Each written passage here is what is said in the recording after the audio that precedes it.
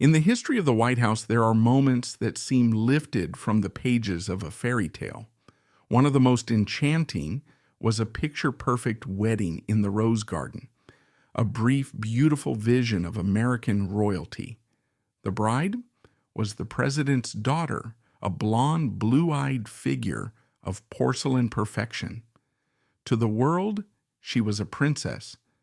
But what happens when the fairy tale is shattered? What happens when the palace doors close for the last time and the princess vanishes from the kingdom altogether? Today we are telling the story of a woman who was once one of the most famous people on the planet, a face on every magazine cover, a symbol of youthful grace in a turbulent time. And then she disappeared. For nearly 50 years, she has maintained an almost impenetrable silence, becoming a ghost in her own remarkable story. This is the story of Tricia Nixon Cox, the quiet first daughter who lived through the heights of glory and the depths of disgrace, and whose greatest legacy may be the private life she fought so hard to reclaim.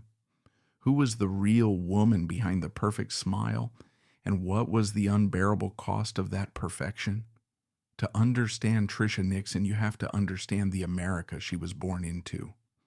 It was 1946, and the nation was flush with post-war optimism, but also gripped by the creeping dread of the Cold War. It was an era of stark contradictions, of sunny suburban dreams and the dark shadow of the atomic bomb, of rigid social conformity and the simmering currents of rebellion. And at the center of this political maelstrom was her father, Richard Nixon. Long before he became president, Nixon was one of the most polarizing figures in American politics.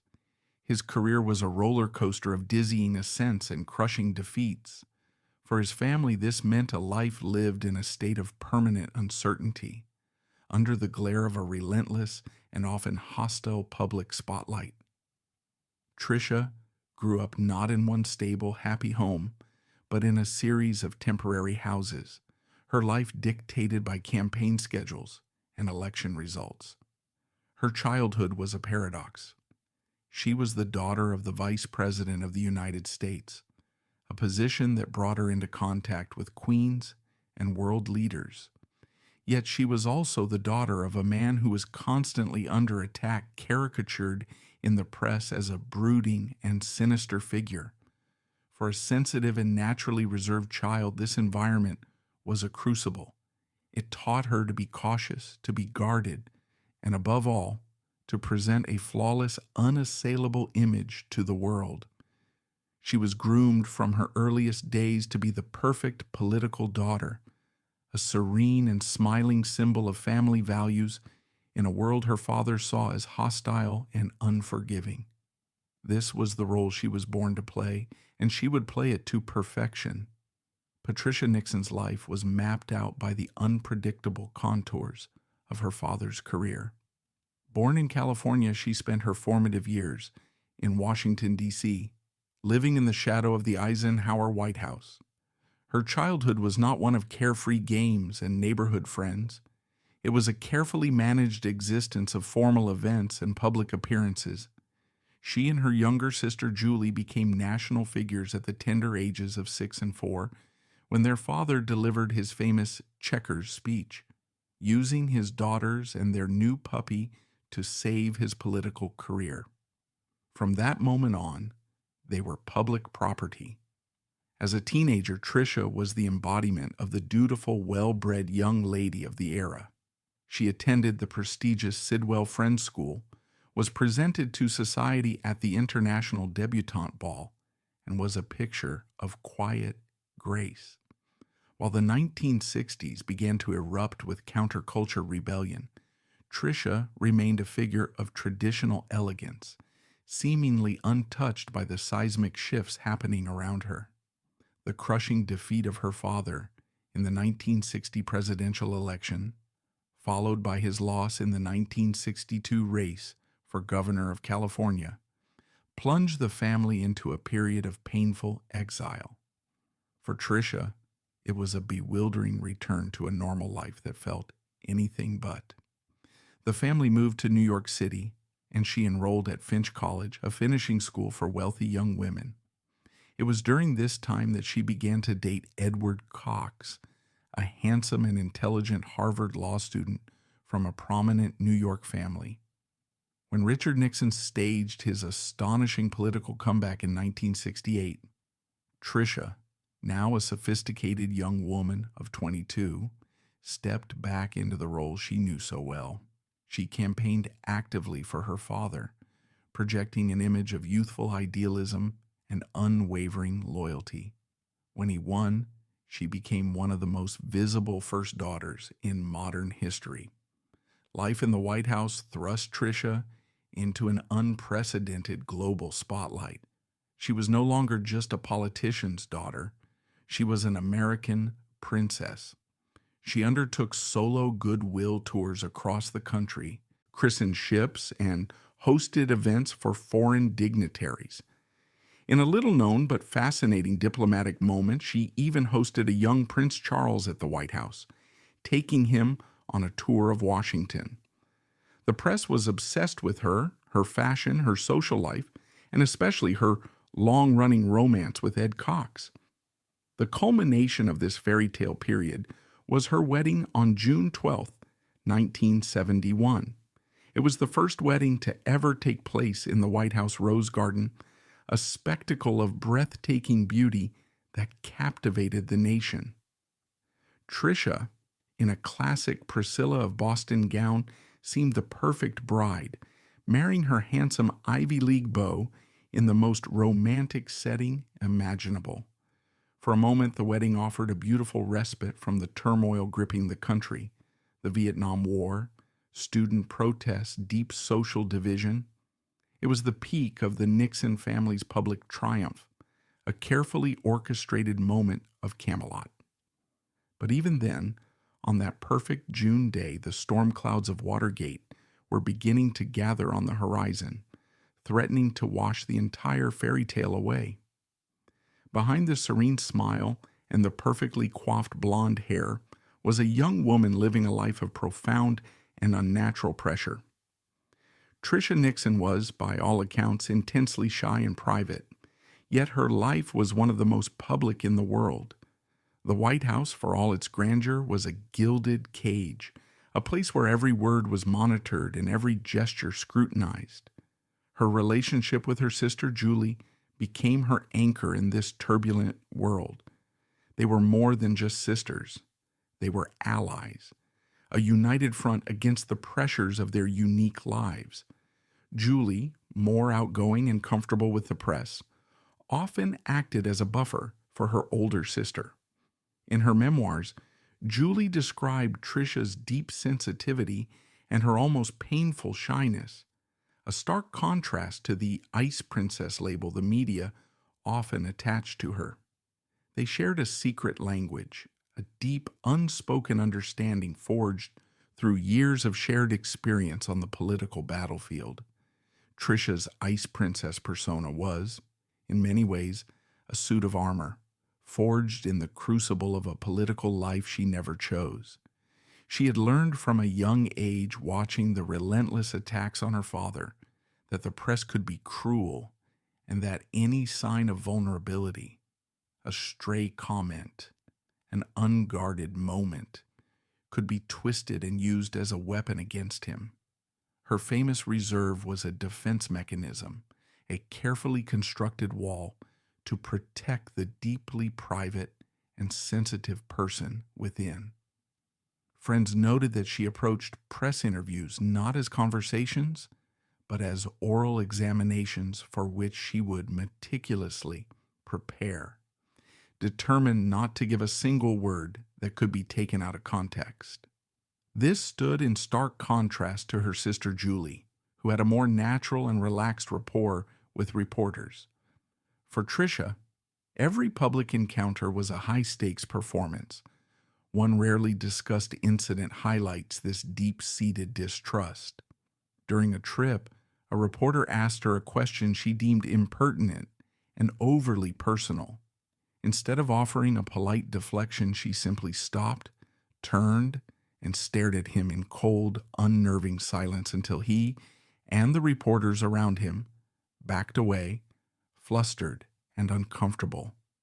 To her, it was a necessary act of self-protection, a way of drawing a boundary that had been violated. To the press corps, it was proof of her haughty, imperious demeanor. Her loyalty to her father was absolute, almost mythic. She saw him not as the complex, brooding figure of public perception, but as a brilliant and deeply misunderstood man, a loving father who was relentlessly and unfairly attacked by his enemies. While he was a lonely and often distant figure, Tricia provided a unique kind of companionship. She was a quiet, calming presence, someone with whom he could share a comfortable silence, free from the demands of politics. She became one of his fiercest public defenders. During a now famous interview with Life magazine, when asked about the Vietnam War protests that were raging across the country, she famously dismissed the demonstrators as a very small minority of spoiled children. It was a shockingly blunt statement from the normally reserved first daughter, and it perfectly articulated the silent majority sentiment her father was cultivating. The quote exploded in the media, revealing the passionate, unwavering political conviction that lay beneath her cool, placid exterior. The emotional climax of her time in the White House, the wedding, was itself a microcosm of her life, a beautiful, perfect performance layered with immense private stress. The event was a national obsession, a fairy tale brought to life. Tricia, in an ethereal white silk organza gown designed by Priscilla of Boston, looked every bit the princess. The ceremony in the rose garden, fragrant with blooming roses and lilies, was a vision of storybook romance. She was involved in every detail of the planning, from the intricate lacework on her dress to the 7-foot-tall, 350-pound, old-fashioned lemon pound cake. For a moment, the nation was captivated by this image of youthful love and traditional elegance. But as she planned her dream wedding, the nation was in turmoil. Anti-war protesters often gathered at the White House gates, their angry chants a constant discordant soundtrack to her life. The fairy tale inside the wrought iron fence was besieged by the harsh reality outside. On her wedding day, as she walked down the outdoor aisle on her father's arm, she was acutely aware that this moment of profound personal joy was also a piece of high-stakes political theater. It was a carefully managed event designed to project an image of national unity and family bliss, even as the country was tearing itself apart. It was the heaviest burden of all. Her most personal, intimate moments were never truly her own. The image of Tricia Nixon Cox is a study in contradictions, and it has been the subject of debate since she first stepped onto the public stage. The most persistent controversy is the one surrounding her personality. Was she the ice princess of media lore, a cold, aloof, and calculating figure? Or was she simply a profoundly shy and private person, forced into a public role she never wanted, and using her reserve as a shield? The Ice Princess narrative was largely a creation of the press corps, who found her difficult to interview and interpret. Unlike her more gregarious sister, Tricia rarely offered personal anecdotes or warm, spontaneous remarks. Her answers were often guarded, formal, and fiercely on message, reflecting her deep-seated belief that the media was an enemy to be managed, not a friend to be courted. This view was not without merit. She had spent a lifetime watching her father be savaged by what he called the liberal press. Her coldness was a learned response, a reflection of the family's bunker mentality, where trust was a scarce commodity and the outside world was viewed with suspicion. It's also worth noting the gendered nature of the Ice Princess label. A young man with a similar reserved and serious demeanor might have been described as thoughtful, dignified, or statesmanlike. But for a young woman in the public eye, shyness and reserve were often misinterpreted as coldness and arrogance.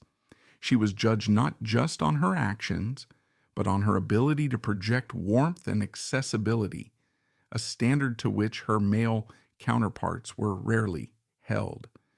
However, those who knew her personally painted a very different and far more nuanced picture. Friends and White House aides described her as warm, witty, and fiercely intelligent, with a dry, self-deprecating sense of humor that the public never saw. They spoke of her quiet acts of kindness to the White House resident staff and her genuine passion for her work with charities benefiting children. They saw her public stiffness not as arrogance, but as a manifestation of her bone-deep shyness and the immense pressure she felt to be perfect. The debate, then, is about performance versus reality. It's possible that both were true. She may have been a warm person in private who felt compelled to adopt a cold, formal persona as a public duty, a role she played to protect herself and the family she loved so dearly. Another area of controversy stems from her political activism. In the early 1970s, she was a far more vocal and conservative political force than is often remembered. While her sister Julie was seen as the warmer, more approachable daughter, Tricia was often deployed as the administration's youth ambassador to the other America, the quiet, more traditional young people who weren't protesting in the streets. Her staunch defense of her father's Vietnam War policies and her sharp criticism of the anti-war movement placed her squarely at odds with her own generation. To supporters of the administration, she was a brave and articulate spokeswoman, a symbol of the silent majority. To the burgeoning counterculture and the anti-war movement, she seemed hopelessly out of touch, a pampered princess defending an unjust war from the safety of the White House. This wasn't a debate about her character, but about her worldview, which was shaped entirely by her father's politics. She was a true believer, and her public statements reflect a genuine, if controversial, conviction in her father's cause. But the ultimate historical debate about Tricia revolves around her reaction to Watergate. Her loyalty to her father during and after the scandal was unwavering and absolute. Imagine the atmosphere inside the White House during those final agonizing months. A sense of siege, hushed conversations in the hallways, and the constant crushing weight of impending doom. Through it all, Tricia remained a pillar of calm defiance. She never publicly expressed a shred of doubt about his innocence, and she stood by him, a silent and dignified presence, through the darkest days of the impeachment hearings and his eventual resignation. To some, this level of devotion is a mark of incredible character, the ultimate act of filial love and loyalty. To others, it has been interpreted as a kind of willful blindness, an inability or an unwillingness to confront the damning evidence against the man she idolized. The truth, as is so often the case, is likely a complex and painful middle ground.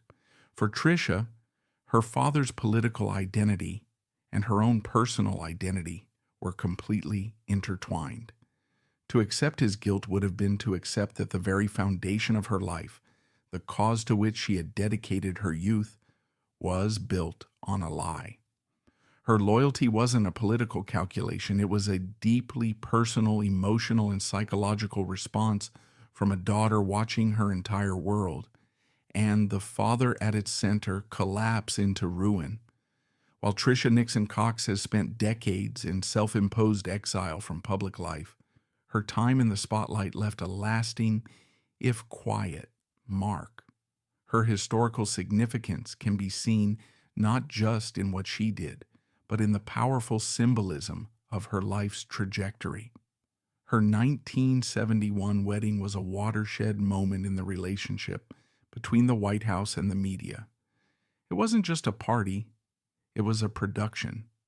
It was one of the first major First Family events to be planned with television in mind.